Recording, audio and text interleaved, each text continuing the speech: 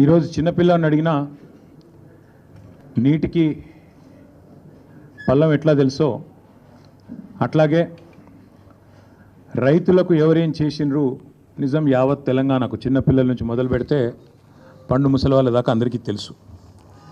తెలంగాణలో రైతు రాజ్యం ఎవరు తీసుకొచ్చారో, తెలంగాణను ధాన్యం ఉత్పత్తిలో భారతదేశంలోనే పంజాబ్ను హర్యానాను తలదన్ని నెంబర్ 1 ఎవరు చేసినరో తెలంగాణ ప్రజలకు తెలుసు. వ్యవసాయాన్ని పండుగగా చేసి మరి 10 ఏళ్ల పాటు అద్భుతంగా వ్యవసాయాన్ని ఫార్మర్ ఫస్ట్ అనే నినాదంతో చివరికి జాతీయ పార్టీగా అవతరించిన అబ్ కీ బార్ కిసాన్ సర్కార్ అనే నినాదంతో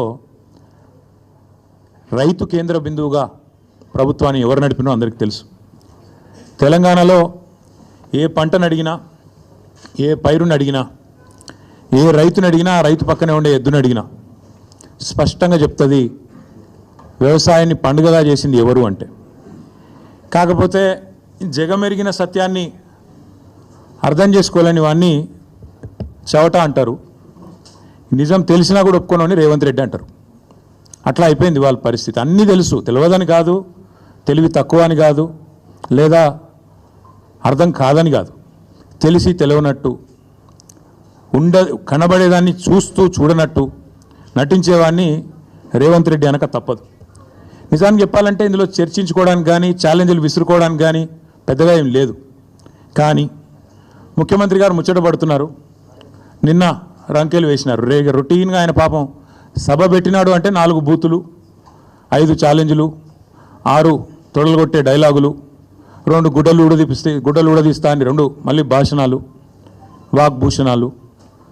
ఈ టైప్లో షరామామూలుగా గత 18 నెలలుగా టైంపాస్ కార్యక్రమం ఏదైతే నడుస్తుందో ముఖ్యమంత్రి ముచ్చటపడుతుండు. కాబట్టి ఇప్పుడైనా ఎప్పుడైనా ఎక్కడైనా మేము రెడీ చర్చకు. నేను ముఖ్యమంత్రి గారు పేరు తీసుకొని మరీ పిలిచిండు. కేసీఆర్ వస్తాడా, కేటీఆర్ వస్తాడా, రాండ్రి అన్నాడు. నీకు కేసీఆర్ అంత లేదు కానీ మేము చాలు నీకు, వస్తాం, మీరు ఎక్కడ పెడతారో పెట్టండి, వస్తాం. కాకపోతే మేమంటే ఎప్పటికప్పుడు రెడీగా ఉంటాం, ఎందుకంటే ఇలా 10 ఏళ్ళు మునిగి తేలిన వాళ్ళం కాబట్టి మేము ఎప్పుడు రెడీ. కాకపోతే మీకు కొద్దిగా ప్రిపరేషన్ టైం కావాలి, మాకు తెలుసు. ఎందుకంటే మీ మంత్రులు గతంలో కూడా మేము శాసనసభలో మీరు ప్రతిపక్షంలో ఉన్నప్పుడు కూడా చర్చ పెడతామంటే మేము ప్రిపేర్ అయ్యి రాలేదండి అంటారు. ముఖ్యమంత్రి గారు అయితే ఆయనకు తెలుసు, మీకు పాపం బూతులు తిట్టడమేమో ఈజీ, చాలా ఈజీ కదా. బూతులు మాట్లాడడము, డైలాగులు కొట్టడం, గుడ్డలు ఉడదీస్తా అనడము, గుడ్డలు ఉడదీస్తేనే ఇందిరమ్మ గొప్పతనం తెలుస్తుంది అనడము, ఇవన్నీ చాలా ఈజీ.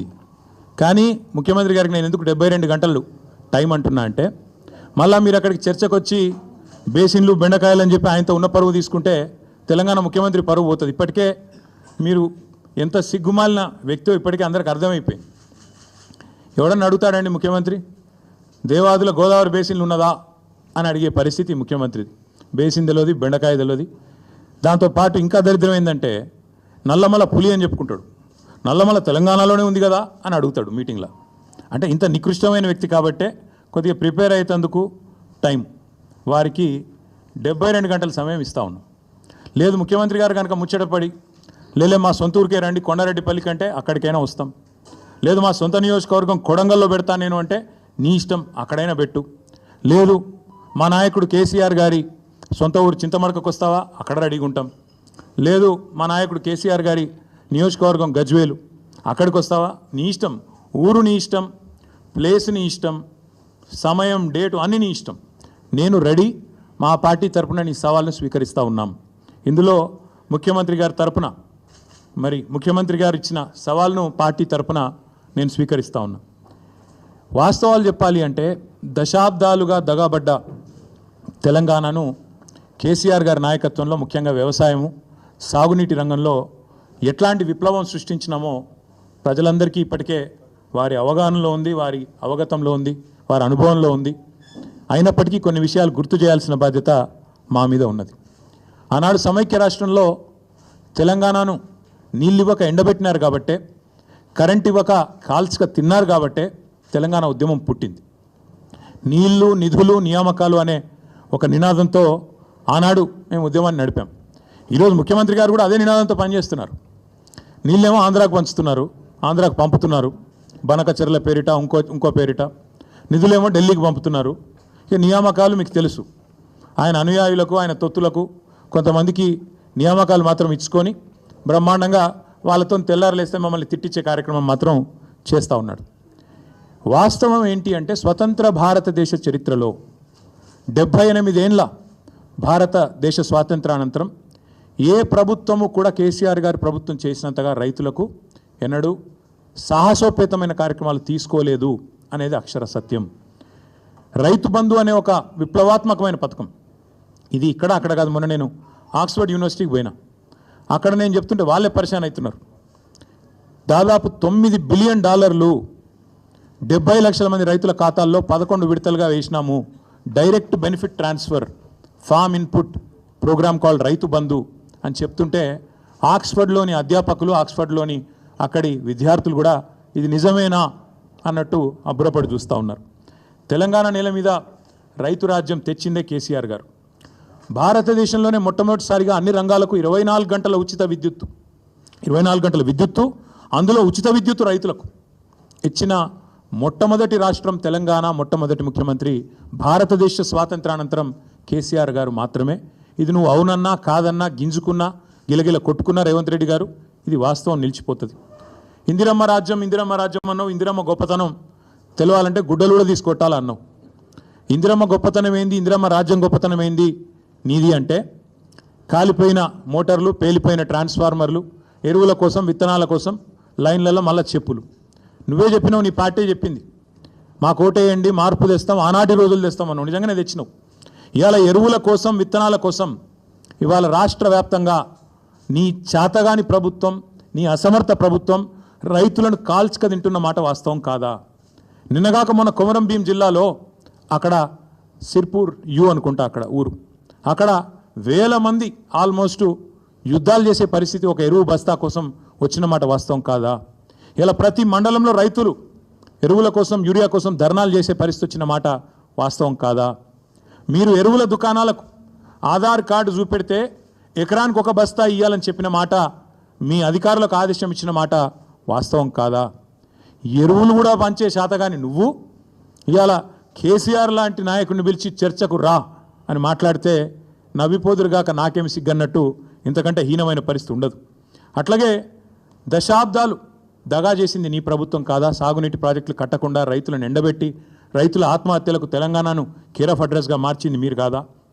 అదే కేసీఆర్ గారు రైతుకు పెట్టుబడి ఇచ్చిండు, ఉచితంగా విద్యుత్ ఇచ్చిండు, చెరువులు నింపే మిషన్ కాకతీయ తెచ్చిండు, చెక్ డ్యాములు కట్టిండు, ఆఖరికి వాగులల్లో కూడా గోదావరి నీళ్ళని తీసుకొచ్చి పోసి ఒక మాంజీరా వాగులో, హల్దీ వాగులో, కొడెల్లి వాగులో వాగులు నింపిన ఘనత కూడా కేసీఆర్ దా కాదా? ఒక్కసారి గుర్తు తెచ్చుకోమని రేవంత్ రెడ్డి గారిని అడుగుతా ఉన్నా.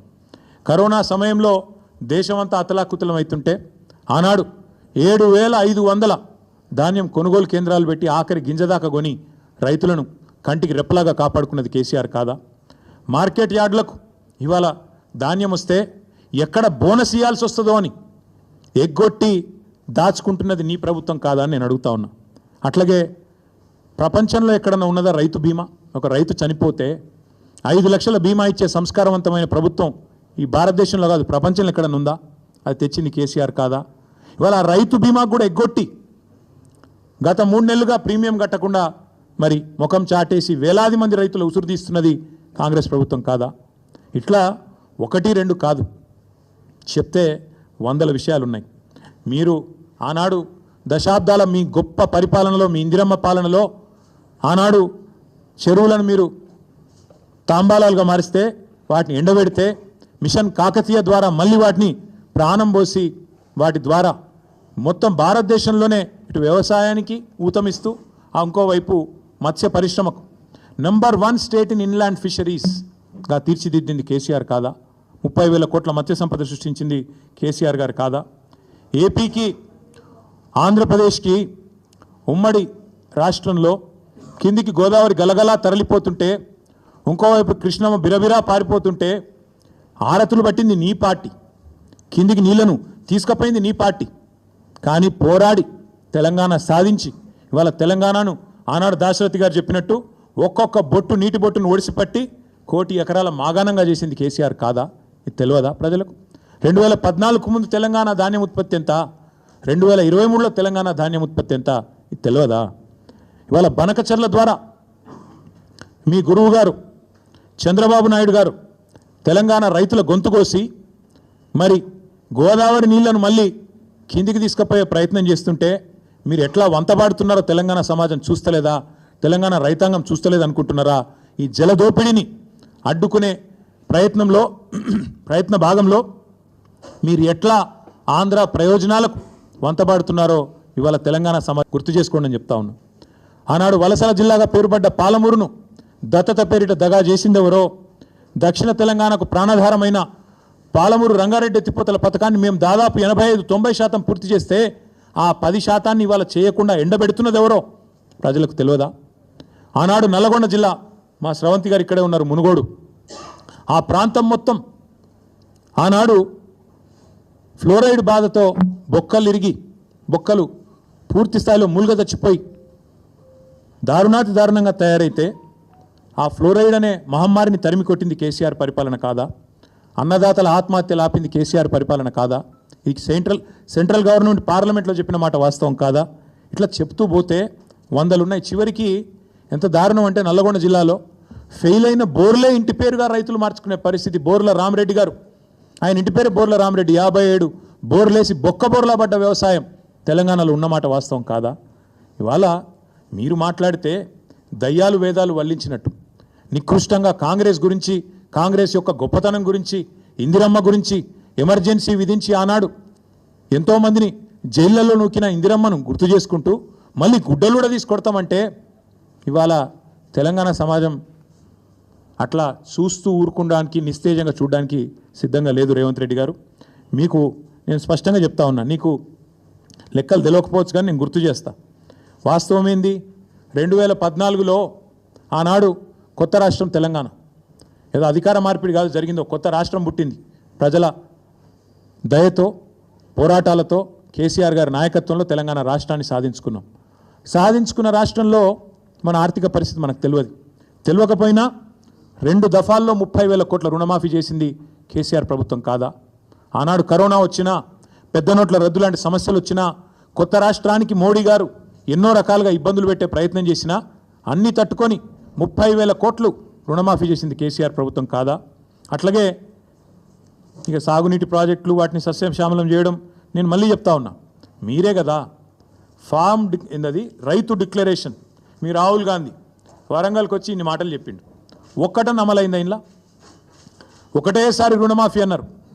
50,000 కోట్ల రుణమాఫీని 12,000 కోట్ల కుదించి చేతులు దులుపుకున్నారు, అవతల పడ్డారు, అయిపోయింది అంటున్నారు. 12,000 కోట్లు దాటలు ఇంకా ఈరోజు కూడా మళ్ళీ మాట్లాడితే సిగ్గు లేకుండా 21,000 కోట్లు అని చెప్తారు. మీకు ఇదివరకు కూడా చెప్పినా, మళ్ళీ కూడా చెప్తా ఉన్నా, ఇందులో ఒక్కటని అమలైందా? ఒక్కటంటే ఒక్కటి అయినా సిగ్గు లేకుండా మాట్లాడతారు. అట్లాగే ఎన్నో చేశాం, మీకు చెప్తే చాలా ఉన్నాయి. 2,603 రైతు వేదికలు కట్టినాం. 5,000 ఎకరాలకు ఒక్కొక్కరు చొప్పున అగ్రికల్చర్ ఎక్స్టెన్షన్ ఆఫీసర్లను పెట్టినాం. ఏదో మాటలతోనో డైలాగులతోనో కాలేదు తెలంగాణలో వ్యవసాయ విస్తరణ. కేసీఆర్ గారి నాయకత్వంలో అకుంఠిత దీక్షలాగా, ఒక తపస్సులాగా చేస్తే ఇన్ని రంగాల కలబోత, సాగునీరు, విద్యుత్తు, అట్లాగే ఇరిగేషను, ఇవన్నీ కలిస్తే, గ్రామీణాభివృద్ధి కలిస్తే వాటి సమాహారంగా అల్టిమేట్గా తెలంగాణ ఇలా భారతదేశంలో నెంబర్ 1 అయింది. మేము రెడీ. నువ్వు అసెంబ్లీలో పెడతావా చర్చ, లేదా అంబేద్కర్ కాడ పెడతావా, కొండారెడ్డి పల్లెలో పెడతావా, చింతమడకలో పెడతావా, కొడంగల్లో పెడతావా, గజ్వేల్లో పెడతావా, ప్లేసు నీ ఇష్టం, ఎక్కడంటే అక్కడికి వస్తాం. కానీ నువ్వు తప్పించుకపోయే బాబత్ మాకు తెలుసు. నువ్వు గ్యారంటీ ఏం చేస్తావు?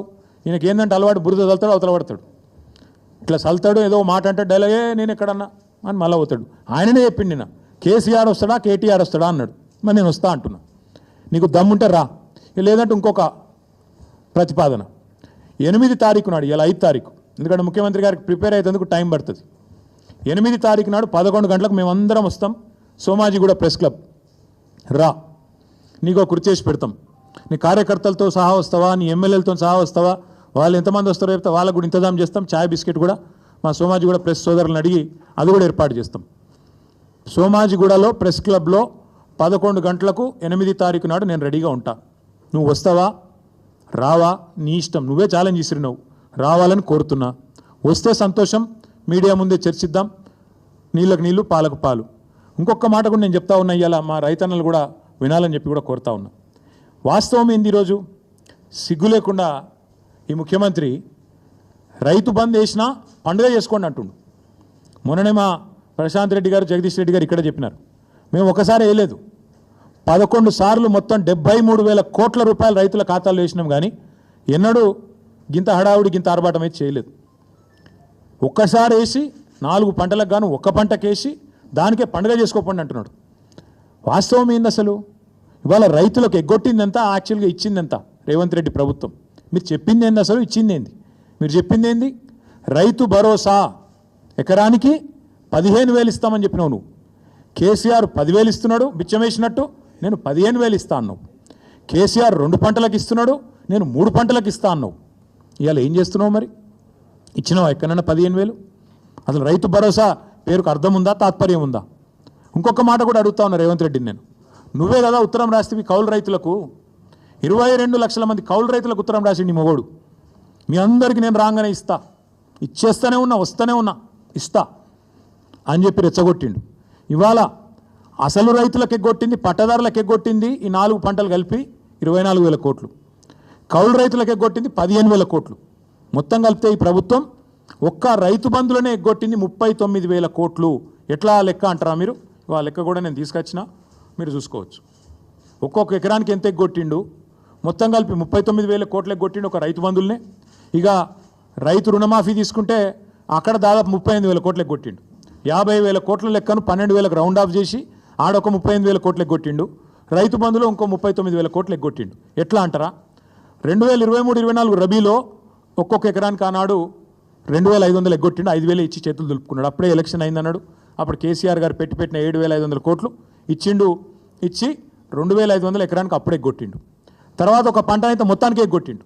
ఎందుకంటే కేసీఆర్ ఏమో నాట్లు వచ్చినప్పుడు వేసేది, నాట్లు వేసేటప్పుడు రైతు బంధు వేసేది, ఈయన ఓట్లు వేసేటప్పుడే వేస్తాడు, తర్వాత వేయడు.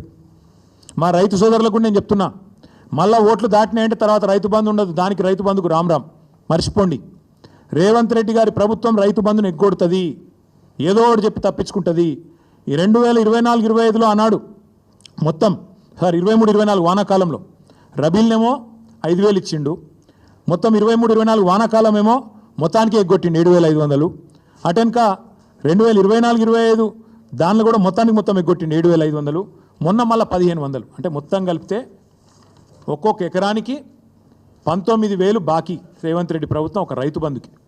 అంటే మొత్తం కలిపితే 1,52,00,000 ఎకరాలకు తీస్తే లెక్క మొత్తం కలిపి ఇప్పుడు నేను చెప్పిన 39,000 కోట్ల రూపాయలు ఎగ్గొట్టింది కాంగ్రెస్ ప్రభుత్వం. టోటల్గా అన్నదాతకు సున్నం పెట్టింది కాంగ్రెస్ ప్రభుత్వం. అట్లాగే ఇక ఆయన చెప్పిన మాటలు, ఎవరు రాహుల్ గాంధీ రుణమాఫీ అన్నాడు, ఏకకాలంలో చేస్తామన్నాడు, డైలాగులు తొడలు కొట్టుడు మెడలు కొట్టుడు, ఉరుకుని తెచ్చుకోండి, నేను వస్తూనే ఉన్నా వేస్తూనే ఉన్నా అన్నాడు. 49,500 కోట్లను కుదించి కేవలం దాన్ని రౌండ్ ఆఫ్ చేసి ఆఖరికి ఇలా 20,000 కోట్లు చేసినామని బయట చెప్తారు. నిజానికి ఇచ్చింది మాత్రం ఇప్పటికి 12,000 కోట్లు మాత్రమే. అక్కడ ఎగ్గొట్టిండు. అట్లే రైతు కూలీలకు మోసం, 500 బోనస్ అని అక్కడ మోసం, కౌలుదారులకు మోసం, ఆఖరికి పంటలు కొనక అది కూడా మోసం. కొంటే బోనస్ ఇవ్వాలి కదా, మొదలు వడ్లన్నిటికి ఇస్తామన్నారు, దొడ్డు వడ్లకు బోనస్ అని చెప్పిండ్రు. కానీ ఆఖరికి ఏం చేసిండ్రు, సన్న వడ్లకు అన్నారు, ఆ సన్న వడ్లకు కూడా ఇవ్వలేదు. ఆఖరికి మొత్తం మార్కెట్కి తెచ్చిన ధాన్యం 30% కూడా కొనలేదు. ఇది వాస్తవం. ఇక చెప్తా పోతే చాలా ఉన్నాయి, కానీ నేను ఒకటే చెప్పేది, ఇట్లా ఎన్నో రకాలుగా ఈ రైతులను మోసం చేసి ఈరోజు రాష్ట్రంలో ఉండే నిరుద్యోగులు ఇంకా పెద్ద జోకు, 60,000 తలకాయలు లెక్క పెడతారటిన మందికి పుట్టిన బిడ్డలు మా బిడ్డలు అని చెప్పుకునే బాపతు. కేసీఆర్ గారు ఇచ్చిన ఉద్యోగాలు, కేసీఆర్ గారి ప్రభుత్వంలో ప్రారంభమైన నియామకాలు, నీ టైంకి వచ్చే వరకు కాగితం ఇచ్చే మోకా నీకు దొరికితే దాన్ని పట్టుకొని నేను ఇచ్చిన ఉద్యోగాలంటే సిగ్గుందా అని అడుగుతా ఉన్నాం. వస్తావా అశోక్ నగర్కి చర్చకి? అశోక్ నగర్లో పెడదామా, వస్తావా? నిరుద్యోగుల మధ్యన చర్చ వచ్చింది కదా. నువ్వు మీ రాహుల్ గాంధీ ఛాయ్ తాగి పోజులు కొట్టి తెలుగులో ట్వీట్ పెట్టి మొదటి సంవత్సరంలో 2 లక్షల ఉద్యోగాలు ఇస్తాం అని నరికి 2 ఉద్యోగాలు మాత్రం సంపాదించుకొని నువ్వోటి ఆయనోటి తప్పించుకొని తిరుగుతున్నారు కదా. వస్తావా అశోక్ నగర్కి చర్చకి? దమ్ముందా, సిగ్గుందా? మందికి పుట్టిన బిడ్డలు మా బిడ్డలని చెప్పుకోనికే.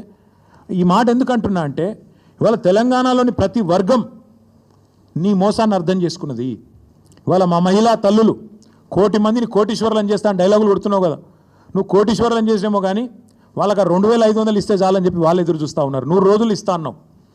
1,68,00,000 మంది ఆడబిడ్డలు ఎదురు చూస్తూ ఉన్నారు. 18 ఏళ్ళు నిండిన ఆడబిడ్డలు జనాభా లెక్కల ప్రకారం, మన ఓటర్ సంఖ్య ప్రకారం 1,68,00,000 మంది ఉన్నారు. వాళ్ళందరూ ఎదురు చూస్తున్నారు ఎప్పుడు వస్తుంది 2,500 మహాలక్ష్మి అని. మా తమ్ముళ్ళు ఎదురు చూస్తున్నారు, మా చెల్లెలు ఎదురు చూస్తున్నారు. నువ్వు ఇస్తానన్న స్కూటీలేవి, నువ్వు ఇస్తానన్న నిరుద్యోగ భృతి ఏది, నువ్వు సంవత్సరంలో నింపుతానన్న 2 లక్షల ఉద్యోగాలు ఏవి, వాళ్ళు ఎదురు చూస్తూ ఉన్నారు.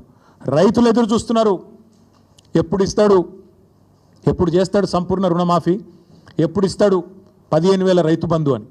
అట్లాగే మా పెద్ద మనుషులు ఎదురు చూస్తున్నారు 4,000 పెన్షన్ ఏమాయని. ఇట్లా ప్రతి వర్గాన్ని మోసం చేసి ఇంకా బుకాయించుకుంటూనే బతుకుతా అంటే నడవదు రేవంత్ రెడ్డి గారు. అందరికీ అన్ని విషయాలు తెలిసిపోయినాయి. అందుకే నీ సవాల్ నేను స్వీకరిస్తున్నా. నీకు దమ్ముంటే, నీ మాట మీద నిలబడే మనిషివే అయితే ప్లేస్ నువ్వు డిసైడ్ చేయి, డేట్ నువ్వు డిసైడ్ చేయి. ఈ 3 రోజుల్లో తప్పించుకునే ప్రయత్నం చేస్తావు కాబట్టి, నువ్వు మాట మీద నిలబడే మనిషివి కాదు కాబట్టే నేను ఒకటి ప్రతిపాదిస్తున్నా. నువ్వు ఈ 3 రోజుల్లో నువ్వు చెప్తేనేమో నువ్వు 7కి రమ్మంటాడికి వస్తా. దబ్బన కాదంటే 8 తారీఖు నాడు ప్రెస్ క్లబ్లో 11 o'clock మేమందరం వస్తాం, మా బృందం వస్తాం. మేము మీలాగా మందం తీసుకొని రాము. మేము ఓన్లీ మా లెజిస్లేటర్లు, మా సీనియర్ నాయకులు 10-15 మంది వస్తాం. బ్రహ్మాండంగా అంత సావధానంగా మీరు ఏది కావాలంటే సాకల్యంగా చర్చిద్దాం. మేమేం చేసినాం, మీరేం చేస్తుండ్రు, ఎవరెవరిని మోసం చేస్తాండ్రు, నువ్వు వస్తావా ఇంకెవరిని పంపుతావా, నీ ఇష్టం.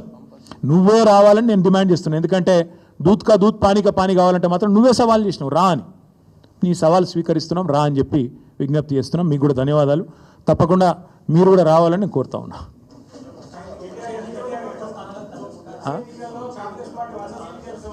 వందావని బోందా ఇంకో మీరు పిచ్చోళ్ళు వందనట.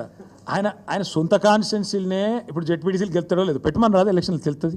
నేను ఏమంటున్నా అంటే మాటలు కోటలు దాటుతాయి. రేవంత్ రెడ్డి ఇంకా కూడా పడిపోతారా, నాకు అర్థం కాదు. మీరు కూడా మాటలకు, ఈయన గీ మాటలు చెప్పి ఆ కుర్చీలో కూర్చున్నాడు.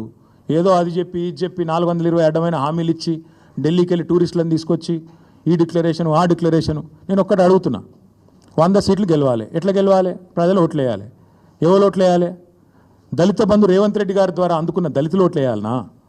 ఎస్సీ ఎస్టీ డిక్లరేషన్ అమలు చేసినందుకు, 12 లక్షల అభయహస్తం ఇచ్చినందుకు దళితులు గిరిజనులు వేయాలనా? 4,000 పెన్షన్లు ఇచ్చినందుకు ముసలోళ్ళు వేయాలనా? 2 లక్షల ఉద్యోగాలు ఇచ్చినందుకు పిల్లలు వేయాలనా? లేకపోతే నువ్వు 2,500 ఇస్తున్నందుకు మహిళలు వేయాలనా?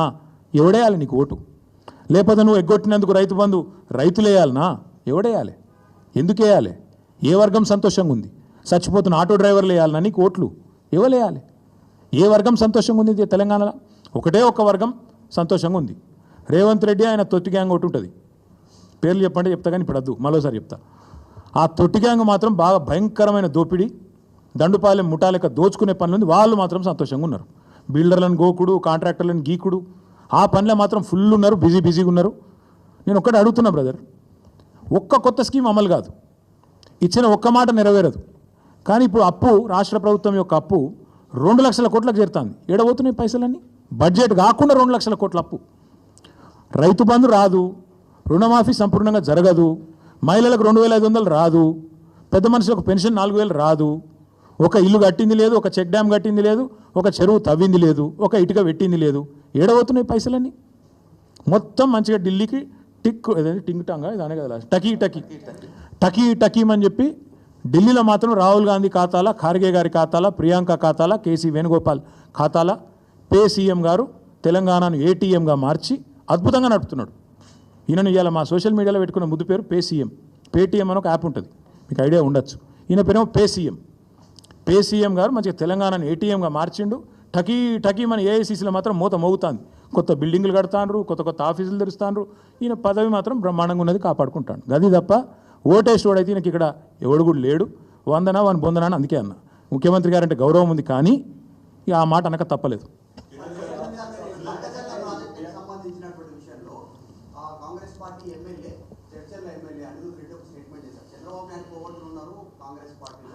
ఇక అస్సలైన కోవట్టే ముఖ్యమంత్రి బ్రదర్కి ఏం చెప్పాలి నీకు? అసలు సిసలైనోడే ముఖ్యమంత్రికి. అస్సలు కోవట్టు.